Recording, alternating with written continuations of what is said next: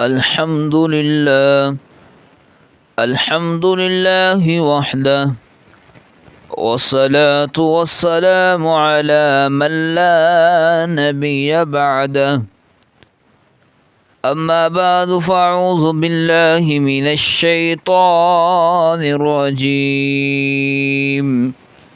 بسم الله الرحمن الرحيم.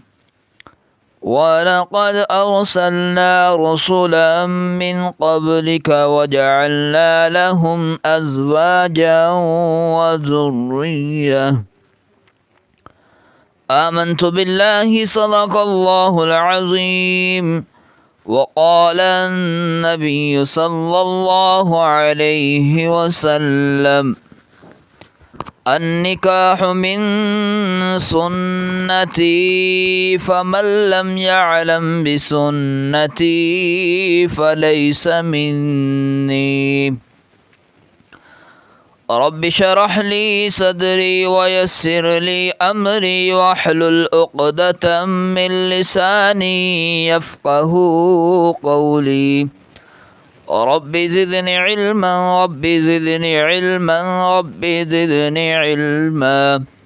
سبحانك لا علم لنا إلا ما علمتنا إنك أنت العليم الحكيم.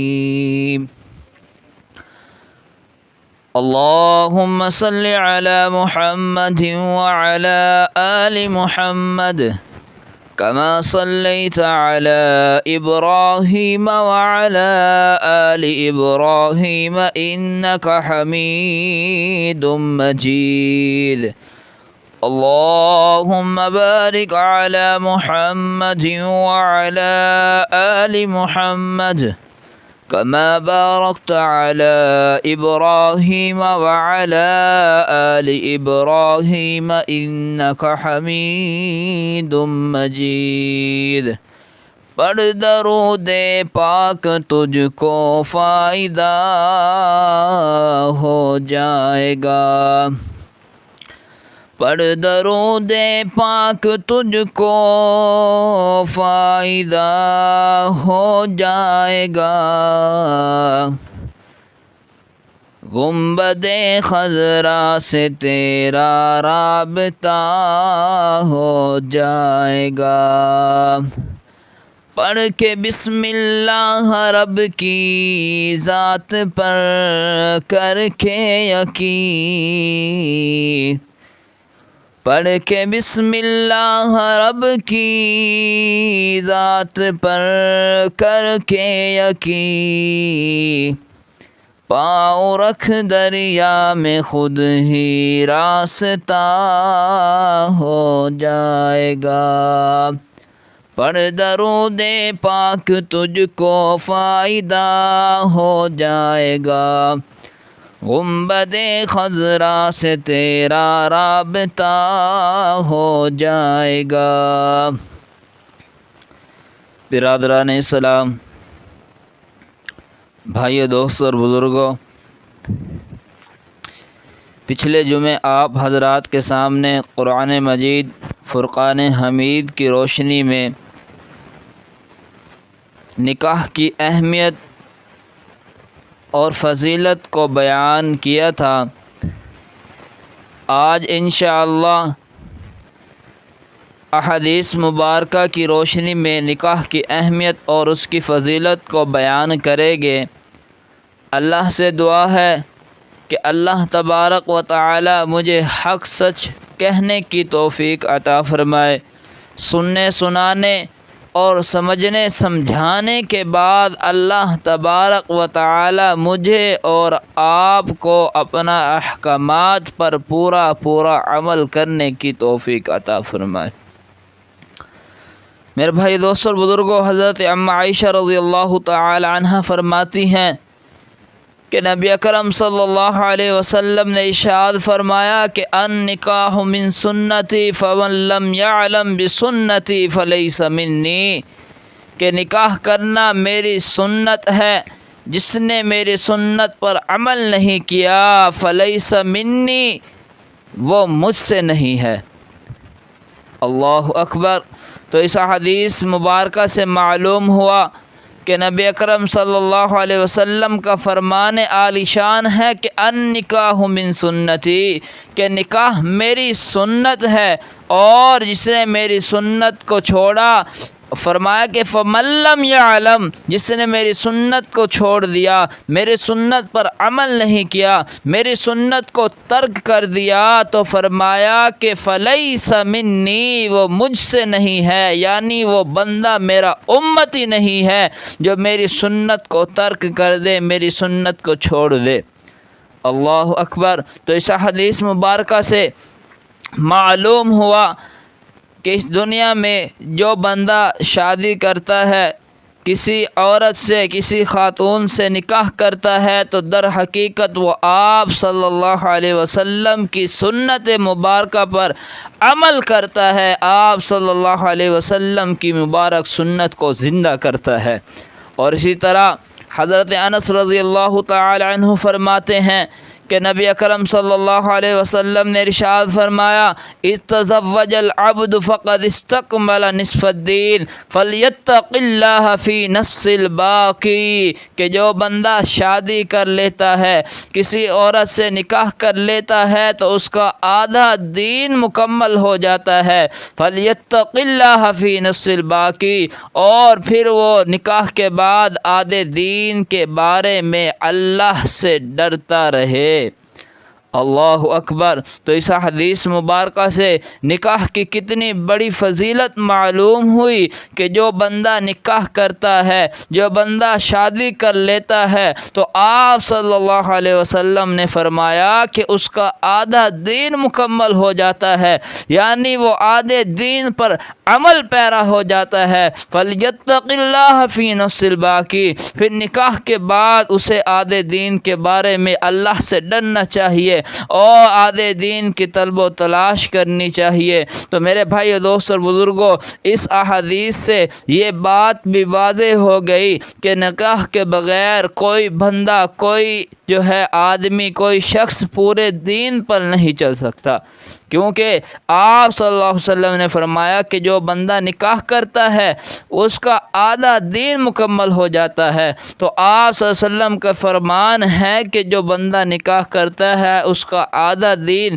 یعنی وہ آدھے دین پر عمل پیرا ہو جاتا ہے، پھر اسے نکاح کے بعد آدھے دین پر جو ہے اللہ سے ڈرنا چاہیے اور آدھے دین کی طلب و تلاش کرنی چاہیے۔ اسی طرح حضرت عبداللہ بن مسعود رضی اللہ تعالی عنہ بیان کرتے ہیں کہ ایک مرتبہ نبی اکرم صلی اللہ علیہ وسلم تشریف لے جا رہے تھے کہ چند نوجوانوں کو دیکھا، تو آپ صلی اللہ علیہ وسلم نے ان نوجوانوں سے فرمایا کہ اے نوجوانوں کی جماعت، اگر تم میں سے کوئی شادی کرنے کی قدرت رکھتا ہے، کوئی نکاح کرنے کی قدرت رکھتا ہے، تو پھر وہ فوراً شادی کر لے۔ اس سے کیا ہوگا؟ اس سے تمہاری نظر جھک جائے گی اور تمہاری شرمگاہ کی حفاظت ہوگی۔ اور فرمایا اگر تم میں سے کوئی شخص جو ہے، کوئی لڑکا، کوئی نوجوان شادی کرنے کی قدرت نہیں رکھتا، شادی کرنے کی طاقت نہیں رکھتا، وسعت نہیں رکھتا، کہ اس نے اسباب موجود نہیں ہے، تو پھر اسے چاہیے کہ وہ روزہ رکھا کرے۔ اس سے کیا ہوگا؟ روزہ تمہارے اور گناہوں کے درمیان ڈھال بن کر کھڑا ہو جائے گا۔ اللہ اکبر۔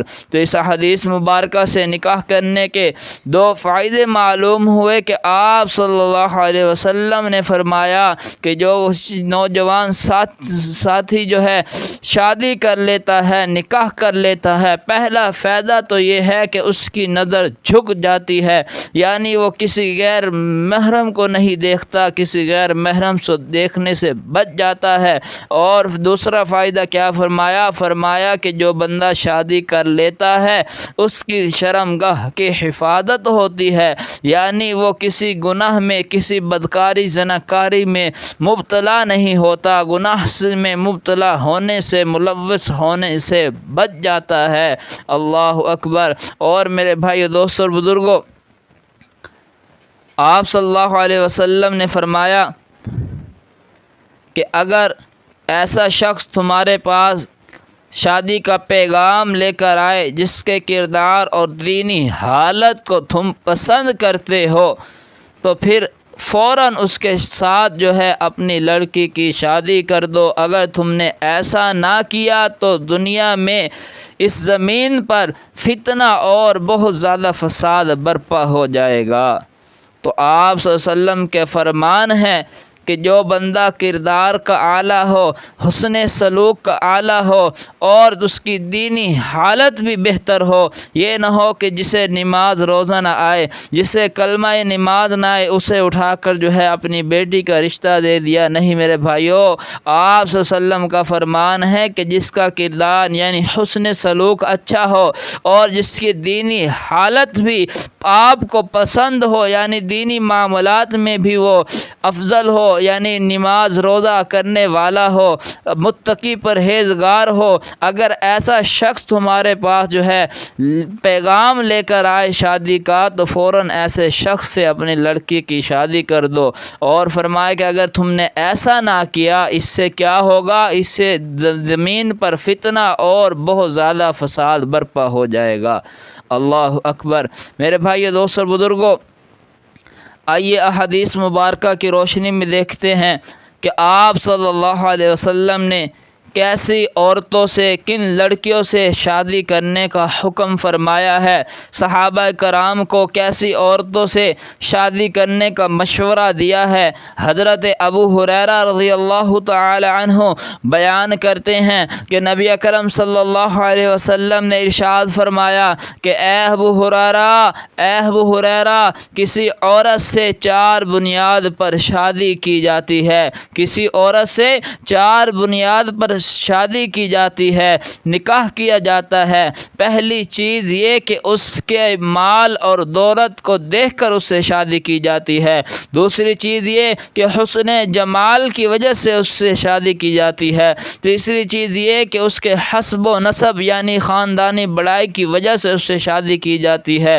اور چوتھی چیز یہ کہ اس کے دینداری دیکھ کر اس سے شادی کی جاتی ہے۔ حضرت ابو ہریرہ رضی اللہ تعالی عنہ بیان کرتے ہیں، پھر آپ صلی اللہ علیہ وسلم نے فرمایا کہ اے ابو ہریرہ، میں تمہیں یہ مشورہ دے رہا ہوں کہ جب تم نکاح کرو، کسی عورت سے شادی کرو تو اس کی دینداری دیکھ کر اس سے شادی کرو۔ اور فرمایا اگر تم نے ایسا نہ کیا تو پھر تمہارے ہاتھ مٹی آلود ہوگے، یعنی تمہیں بعد میں ندامت ہوگی۔ اللہ اکبر۔ تو میرے بھائی دوست اور بزرگوں، اس احادیث سے معلوم ہوا کہ آپ صلی اللہ علیہ وسلم نے دیندار پرہیزگار خاتون سے نکاح کرنے کا صحابہ کرام کو مشورہ دیا ہے۔ اور میرے بھائی دوست اور بزرگوں، شادی کہتے کسے ہیں؟ شادی صرف اور صرف 6 چیزوں کا نام ہے، 7ویں چیز شادی کے اندر نہیں ہے۔ اب وہ 6 چیزیں کون سی ہے میں آپ کو بتلاتا ہوں، اور آپ ان 6 چیزوں کو اپنے دل کی تختی پر لکھ لیجئے کہ وہ کون سی 6 چیزیں ہیں۔ 2 فرض، 1 واجب اور 3 سنتیں۔ 2 فرض، 1 واجب اور 3 سنتیں۔ اب 2 فرض کون سے ہیں؟ پہلا فرض ہے ایجاب و قبول، یعنی وہ لڑکی والے لڑکی دے رہے ہیں اور لڑکی لینے والے اسے قبول کر رہے ہیں، یعنی میں اپنی بچی کو اتنے حق مہر اور اتنے لوگوں کے جو ہے گواہ بنا کر دے رہا ہوں، تو اسے ایجاب کہتے ہیں، اور قبول جو لے رہا ہوتا ہے اسے قبول کہتے ہیں۔ تو یہ پہلا فرض ہے ایجاب و قبول، جس کے بغیر نکاح نہیں ہوتا۔ اور دوسرا فرض کیا ہے؟ دوسرا فرض ہے کہ مسلمان 2 گواہ ہونا، یعنی جب نکاح ہو رہا ہو تو 2 مسلمان گواہ وہاں پر موجود ہو۔ اور میرے بھائی دوستوں اور بزرگوں، یہ تو پہلے 2 یہ فرض ہے کہ جس کے بغیر نکاح ہوتا نہیں۔ اور تیسرا واجب کیا ہے؟ واجب ہے عورت کا حق مہر، یعنی حق مہر جو طے ہو گیا ہے، جو لکھوا دیا گیا ہے، تو پھر وہ عورت کا حق ہے اور عورت کو وہ دینا پڑے گا۔ جتنا بھی لکھوا دیا، 5، 10، 15، 20 جتنا بھی لکھوایا ہے وہ عورت کا حق ہے، اسے وہ دینا پڑے گا۔ تو یہ 3 چیزیں ہو گئی، اور آگے 3 سنتیں ہیں۔ 3 سنتیں کون کون سی ہے؟ پہلی سنت ہے خطبہ نکاح، یعنی نکاح کا خطبہ پڑھنا، اور دوسری سنت اور 5ویں چیز ہے خطبے کے بعد جو ہے چھواروں کو تقسیم کرنا۔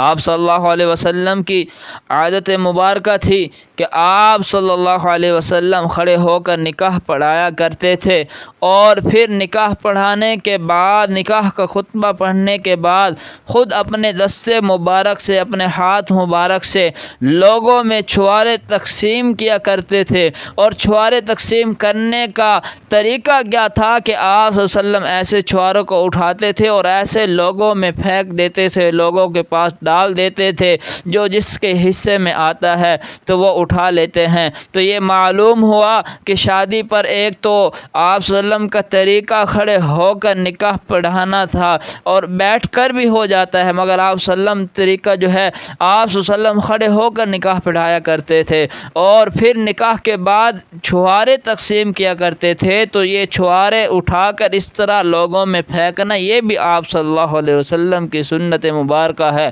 تو یہ 5 چیزیں ہو گئی۔ 7ویں چیز ہے دعوت ولیمہ۔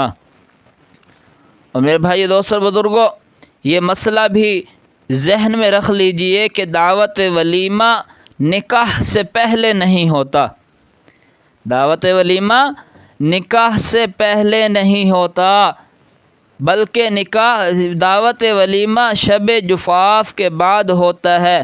شب جفاف کسے کہتے ہیں؟ یعنی سہاگ رات کے بعد اگلے دن جو خیرات کی جاتی ہے، جو دعوت کیا جاتا ہے، جو دعوت کی جاتی ہے، جو کھانے کا انتظام کیا جاتا ہے، اسے دعوت ولیمہ کہتے ہیں۔ اور میرے بھائی دوست اور بزرگوں، ایک خیر الولیمہ ہوتا ہے، ایک شر الولیمہ ہوتا ہے۔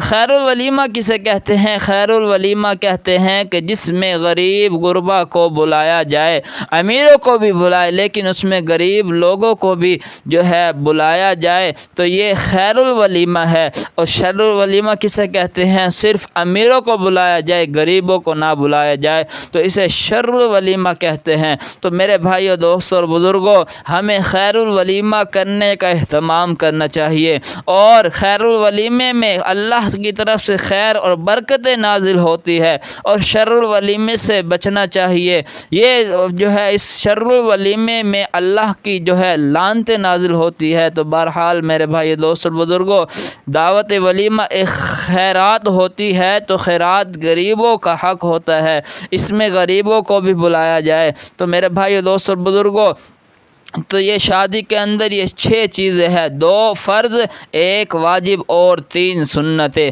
7ویں چیز شادی کے اندر نہیں ہے، اور آج ہمارے معاشرے میں اللہ معاف کرے پتہ نہیں کیا کیا رواج، رسم و رواج نکلے ہوئے ہیں۔ شادی والے جو گھر ہوتا ہے، اس میں 2 ماہ پہلے ہی جو ہے ڈھولکی وغیرہ کو شروع کر دیتے ہیں، بینڈ باجوں کو شروع کر دیتے ہیں، اور پھر جیسے قریب آتی رہتی ہے پتہ نہیں کیا کیا جو ہے رسم و رواج غیر مسلموں کے اپناتے ہیں۔ اور یہ مہندی کا رسم جو ہے، اور امٹن پتہ نہیں کیا کیا جو ہے، لوگ جو ہے ہمارے معاشرے میں مسلمان بھائی کیا غیر مسلموں کے طور طریقے اپناتے ہیں۔ میرے بھائیو دوست اور بزرگوں، یہ سب اور سب یہ جو ہے شریعت کے خلاف ہے۔ ان سب کاموں سے بچنا چاہیے، بلکہ آج لوگ کہہ دیتے ہیں کہ ہم دین کی بات اپنی شادی بیاہ میں بھی دین کی بات کریں، کہتے ہیں کہ ہم شادی بیاہ میں دین کی بات کرتے ہیں تو برادری ناراض ہوتی ہے، رشتہ دار ناراض ہوتے ہیں۔ اگر گھر میں دین کی بات کرتے ہیں تو بیوی بچے ناراض ہوتے ہیں، اگر دکان پہ دین کی بات کرتے ہیں تو گاہک ناراض ہوتے ہیں، اگر دفتروں میں دین کی بات کرتے ہیں تو افسر ناراض ہوتے ہیں۔ اب بتائیے میرے بھائیو دوست اور بزرگوں، جو دین دب جائے شادی بیاہ میں، برادری کے نیچے، رشتہ داروں کے نیچے، جو دین دب جائے گھر میں بیوی بچوں کے نیچے، جو دین دب جائے دکانوں پر گاہکوں کے نیچے، جو دین دب جائے دفتروں میں افسروں کے نیچے وہ دین ہمیں کیا عزت دلائے گا۔ آج ہم نے دین کو چھوڑا اور دنیا بھر میں رسوا ہو کر رہ گئے ہیں، دنیا بھر میں ذلیل ہو کر رہ گئے ہیں کہ زمانے کی امامت سے غلامی میں آ گرے، زمانے کی امامت سے غلامی میں آ گرے، عزت کی چوٹیوں سے ذلت کے گھڑے میں آ گرے۔ بہرحال میرے بھائی دوست اور بزرگوں، شادی صرف اور صرف 6 چیزوں کا نام ہے، 7ویں چیز شادی کے اندر نہیں ہے۔ اور یہ جو بھی یہ رسم و رواج ہے، یہ سب اور یہ جو ہے ہندوانہ رسم ہے، غیر مسلموں کی رسم ہے، ان سب سے بچنا چاہیے۔ اور میرے بھائی دوست بزرگوں، میری تمام باتوں کا خلاصہ نچوڑ یہی ہے کہ نکاح کی دین اسلام میں بڑی اہمیت اور فضیلت ہے۔ نکاح 1,24,000 قوم بیش انبیاء کرام کا سنت عمل ہے۔ نکاح ایک ایسا عظیم پاکیزہ رشتہ ہے کہ جس کے ساتھ منسلک ہونے کے بعد خاوند بیوی ایک دوسرے کے ساتھ پاکیزہ زندگی بسر کر سکتے ہیں۔ اللہ سے دعا ہے کہ اللہ تعالی ہم سب کو یہ نکاح والی جو ہے سنت، آپ صلی اللہ علیہ وسلم کی سنت کے مطابق کرنے کی توفیق عطا فرمائے، اور تمام رسم و رواج، خرافات، بدعات سے بچنے کی توفیق عطا فرمائے۔ آمین یا رب العالمین۔ وما علینا الا البلاغ المبین۔